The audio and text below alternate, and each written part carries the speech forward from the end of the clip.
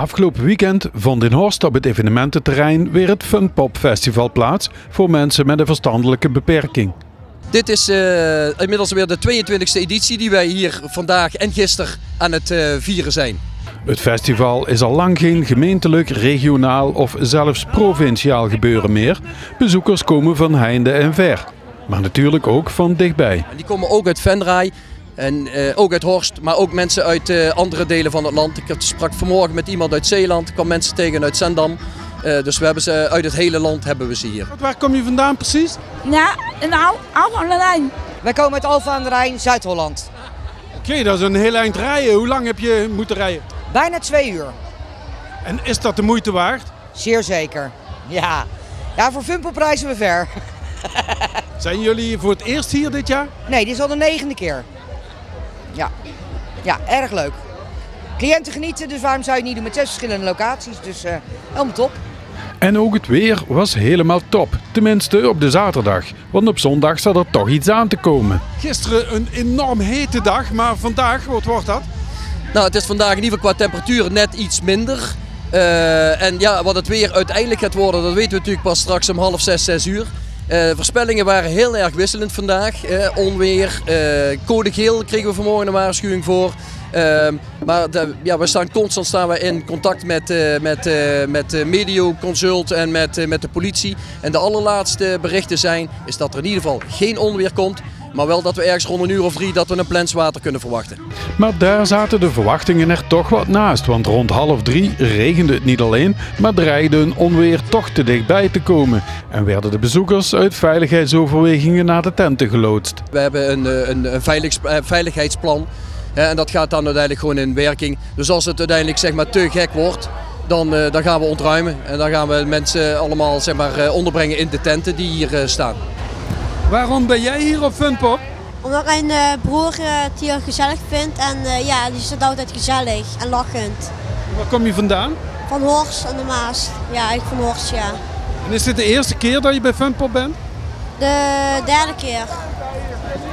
En heb je dit al eens meegemaakt, zo'n onweer, zo'n buien? Ja, 1 keer. Toen de eerste keer waren we hier en is het de hele dag geregend. En toen zijn we ook even later naar huis gegaan, want dat was gewoon helemaal niet meer leuk. Dus ja. Hoe zal het aflopen vandaag, denk je? Ze zegt dat over 10 minuten zoiets droog zal worden. Dus ja, ik hoop het. Wat is jouw taak hier? Wij zijn hier om mensen te ontvangen voor de Beweegarena. En wij reiken medailles uit.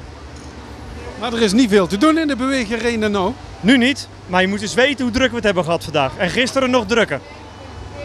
Dus het is wel een succes? Het is een groot succes. Ja, een heel groot succes. En het is heel erg leuk.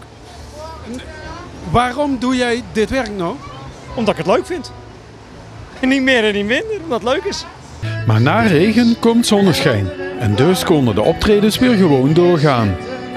Waar het in liefde jij voor mij voelde, die ik voel voor jou, die ik voel voor jou.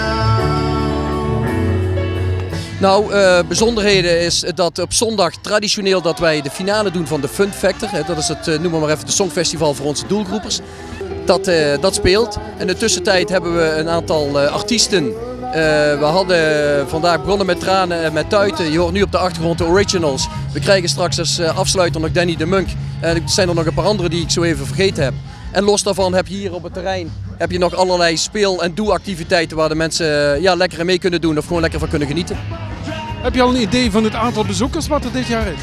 Ja, ik schat dat wij dit jaar het getal van 7000 bezoekers gaan aantikken op de 2 dagen samen.